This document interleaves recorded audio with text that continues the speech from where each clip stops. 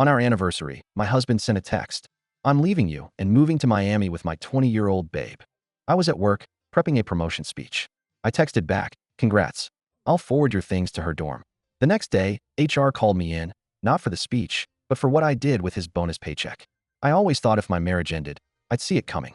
Maybe there'd be screaming, plates shattering, dramatic exits. Or long, aching silences, the kind that make your chest feel hollow. Maybe I'd wake up one day and just know, like something in the air had shifted and all that was left between us was obligation. But no, my marriage ended over a text message. One second, I was standing in my office, prepping for the biggest presentation of my career. The next, my phone buzzed with a notification and my entire world tilted. Brian, I'm leaving you and moving to Miami with my 20-year-old babe. I remember staring at the screen, my brain refusing to process the words. What? The HLL. A dozen thoughts hit me at once. Was this a joke? Did he mean to send this to someone else? A 20-year-old? Seriously? I reread it. Again and again. Nope, still real. 12 years of marriage, gone with a single text. No warning. No explanation. Not even the decency of a face-to-face conversation. Just poof. I could feel my heartbeat in my ears. I wanted to scream, cry, throw my phone across the room. But instead, my fingers moved on autopilot. Me, congrats. I'll forward your things to her dorm. Then I turned off my phone, straightened my blazer, and walked into the boardroom like nothing happened. Because screw him. If he thought he could ruin my moment, he had another thing coming. I don't remember giving the presentation. Not really. I know I spoke, answered questions, nodded along when my boss, Mr. Halverson, praised my work. But my brain was stuck in a loop. Brian left me. Brian left me. Brian left me. It wasn't until I sat alone in my office, the door closed, that reality truly hit me. 12 years. I met Brian when I was 24. We were just kids, figuring out life together. I stuck by him through everything. His job losses. His STPID business ideas STPIDRIP to Brian's craft brews, which lasted 6 months before I begged him to stop poisoning our friend's PID. His mom's medical bills, which I helped pay. And now, he was leaving me for some girl who probably still had a college meal plan. I felt sick. Then I remembered something.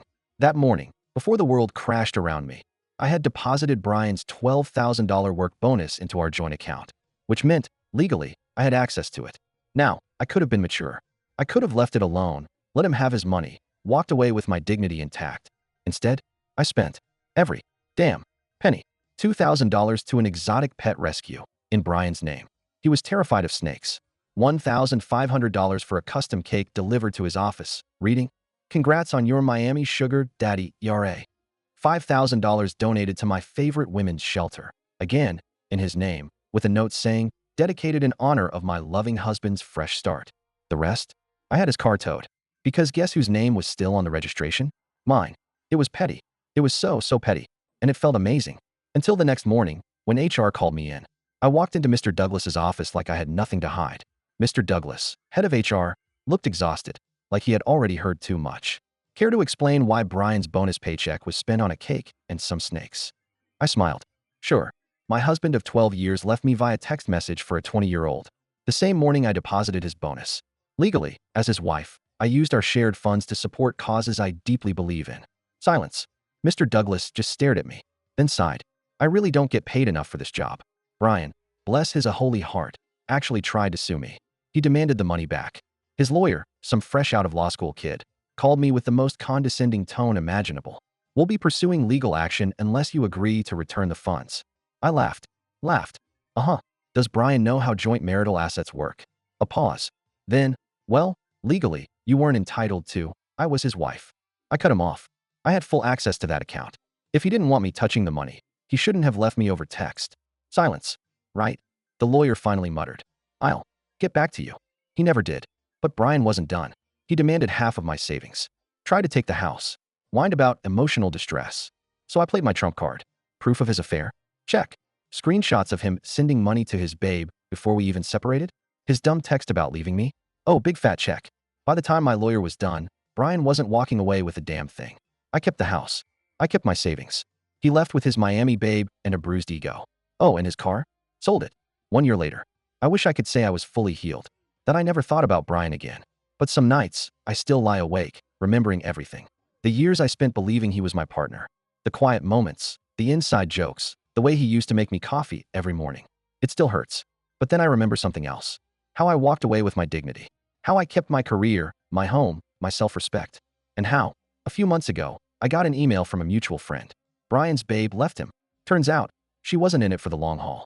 She drained his savings and moved on to the next Miami sugar daddy. Poetic, isn't it? So, if you ever find yourself in my shoes, if your husband ever texts you out of nowhere to drop a beam shell, here's my advice. Stay calm, play smart, and if you must get revenge, make sure it's legal. Now, if you'll excuse me, I have a date with a bottle of wine and a brand new promotion. And this time, nobody is stealing my moment. Life after Brian was strange. For the first few months, I felt like I was living in a house that belonged to someone else.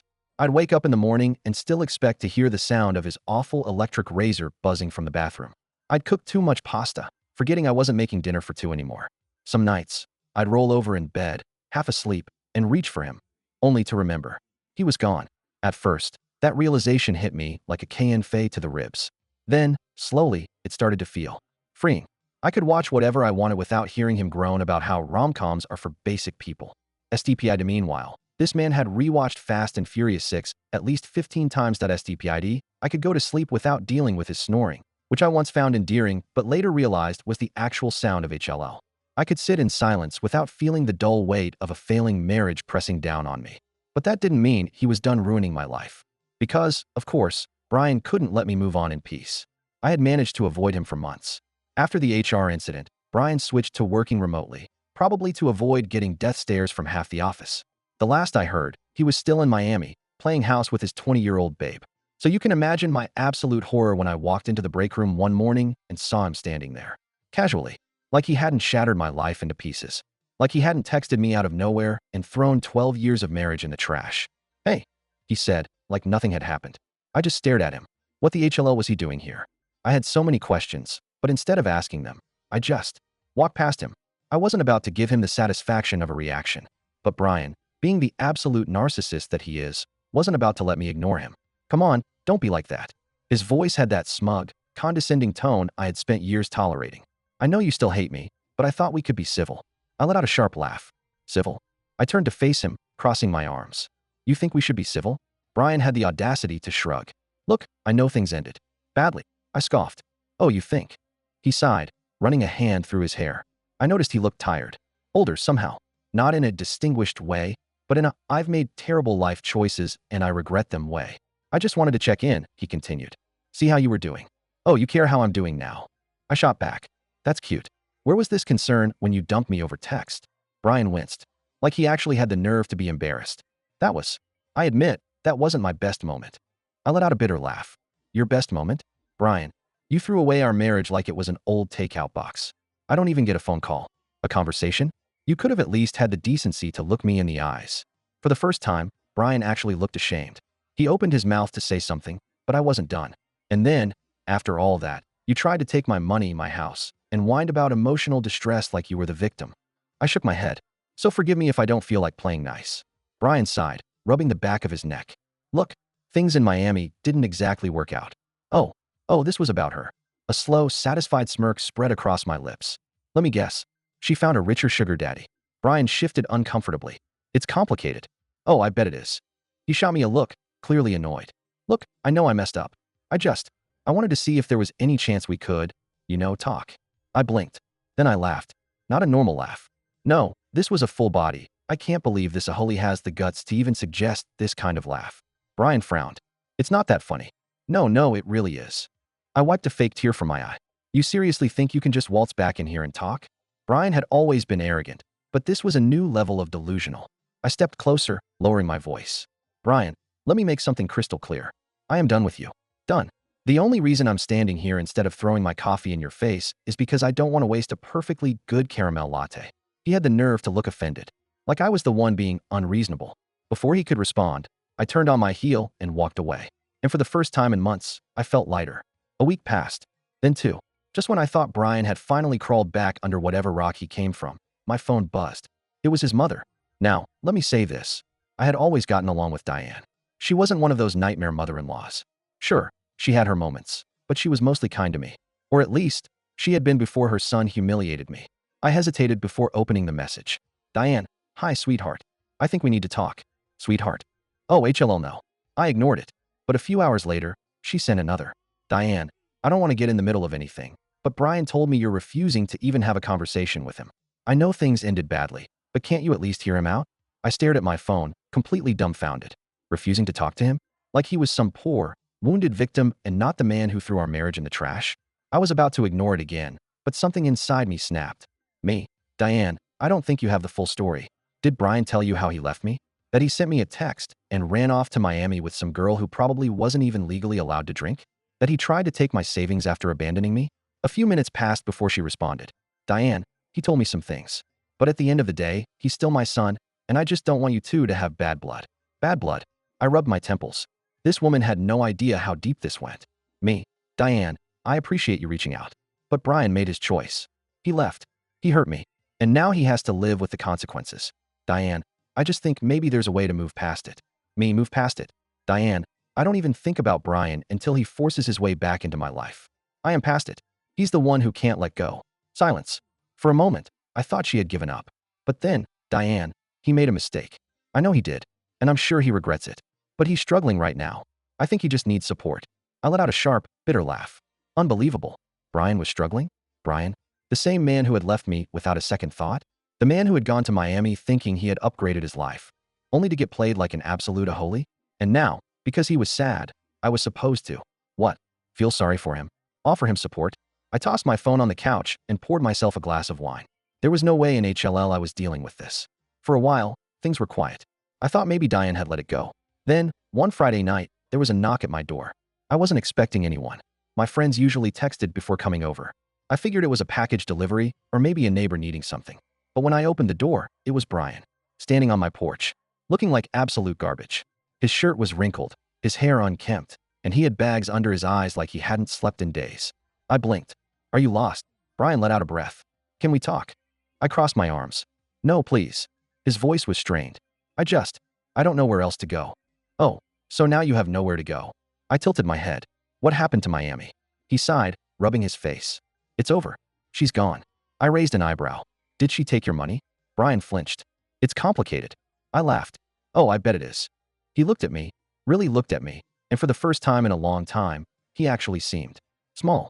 Not the arrogant, CCKY man who had blindsided me over text. Not the smug bastard who thought he was trading up. Just pathetic. I messed up, he admitted. I know that. And I don't expect you to forgive me, but I don't know what to do. I stared at him. Do you want me to say I feel bad for you? My voice was flat. Because I don't. Brian swallowed hard. I have nowhere else to go. I let his words hang in the air. Then, slowly, I stepped back and closed the door in his face. I locked it. And for the first time since he left, I felt truly, completely free. 3 days after I slammed the door in Brian's face, my phone rang while I was in the middle of a Zoom meeting. I almost ignored it until I saw the name. Claire Whitman, my lawyer. My stomach dropped. I muttered an excuse to my coworkers, turned off my camera, and picked up. Claire. She didn't waste time with pleasantries. We have a problem. I sat up straight. What kind of problem? She sighed. Brian is contesting the divorce settlement. I almost dropped my phone. You're joking. I wish I was. I pressed my fingers against my temple, already feeling a migraine coming on. On what grounds? Claire hesitated. Well, he's claiming financial hardship. And that you, sabotaged him. I actually pulled the phone away from my ear and stared at it for a second, then put it back. He's saying I sabotaged him? Yes. Claire's voice was tight. Apparently, he's arguing that because you spent his bonus money out of spite and, quote, humiliated him publicly, you've caused lasting damage to his career and reputation. I let out a sharp, bitter laugh. Oh, that's rich. I humiliated him. I know, Claire said, sounding as exhausted as I felt. But the point is, he's trying to take you back to court. He wants either financial compensation or a renegotiation of the divorce settlement. I rubbed my eyes. Let me get this straight. The man who dumped me over text, left me for a college student, and tried to take my house is now saying I ruined his life. Claire sighed. Pretty much. I took a deep breath, forcing myself to stay calm. Is there any actual chance he wins this? Honestly, no. His case is weak. But weak cases still waste time and money. If he pushes hard enough, you're looking at months of legal fees, court appearances, and a whole lot of stress. My stomach churned. I had fought so hard to be done with this.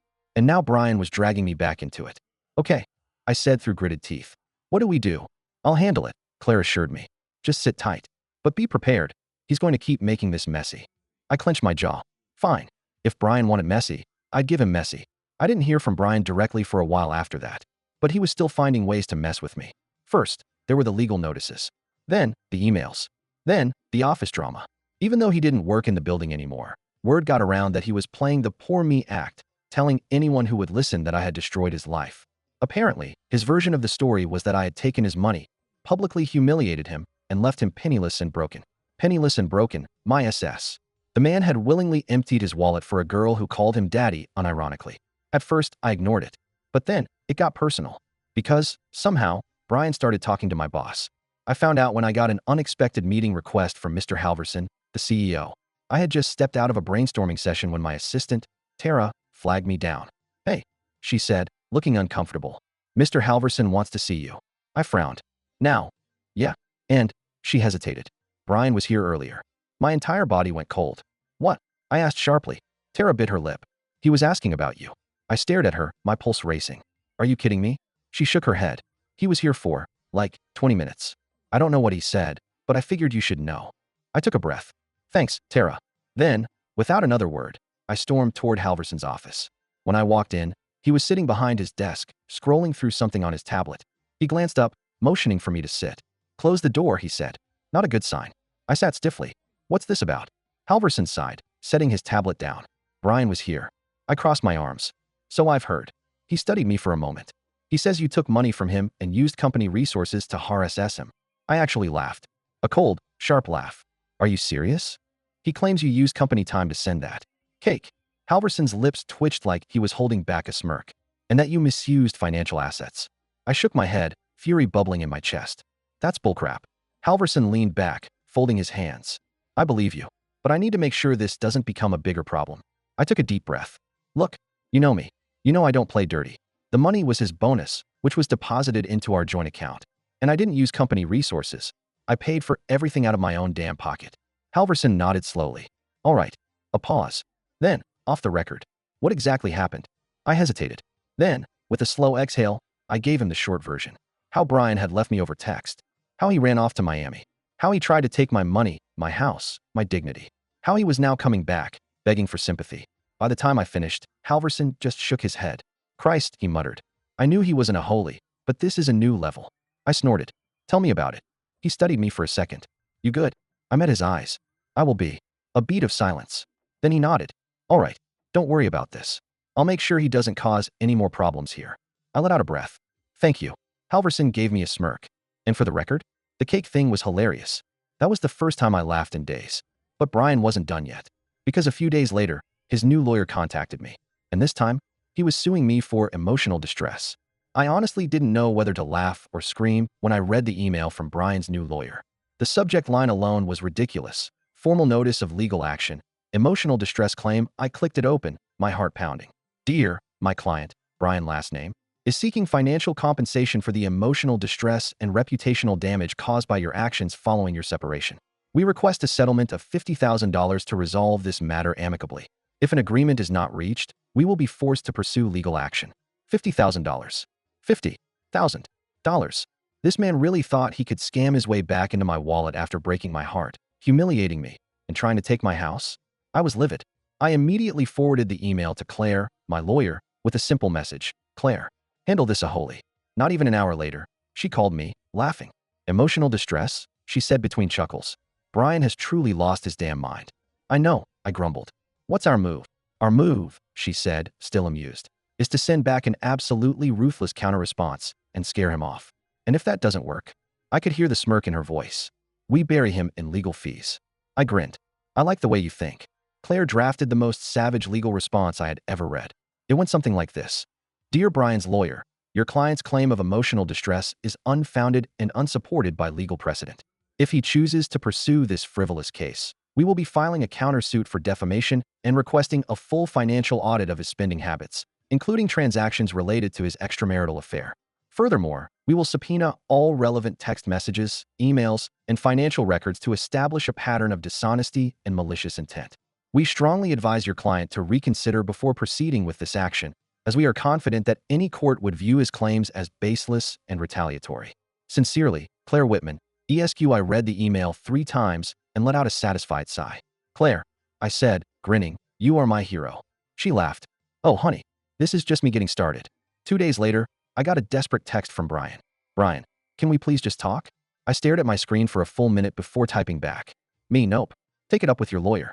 Another message came immediately. Brian, I didn't mean for things to get this bad. Me. Then you shouldn't have sued me. Brian, I'll drop it. I just want to move on. Oh, now he wanted to move on. After trying to screw me over one last time, I thought about ignoring him. But then I realized, I had one last thing to say. Me. You once told me I was too emotional and held on to things for too long. But here we are, a year later, and you're still chasing me, still trying to get something out of me. I did move on, Brian. I built my life back up. I have my job, my house, my peace. You? You have nothing. And that's not my fault. That's yours. I didn't wait for a response. I blocked his number. And just like that, I was finally completely free. A few weeks later, I was sitting in my office when Tara, my assistant, came rushing in. You are going to love this, she said, grinning as she held up her phone. It was a social media post from Brian's Miami babe. She had written a long, dramatic rant about how Brian had lied to her, promised her a lavish life, only to run out of money. She even included screenshots of texts where she asked him to cover her rent, and he admitted he was broke. The comments were BR Towel. Damn, girl, you really thought Brian was going to be a sugar daddy? Skull, this is karma in real time. She fumbled the bag, and he fumbled his entire life. I laughed so hard, I actually had to sit down. Tara was laughing too. It gets better. She scrolled down and showed me another post. Someone had tagged Brian. And what was his new profile picture? A stock image of a sunset. Brian had deactivated. I cackled. That, I said, wiping tears from my eyes, is the most satisfying thing I've ever seen. Tara grinned. Karma's a BTCH. And she was right. Because in the end, Brian lost everything. And I won.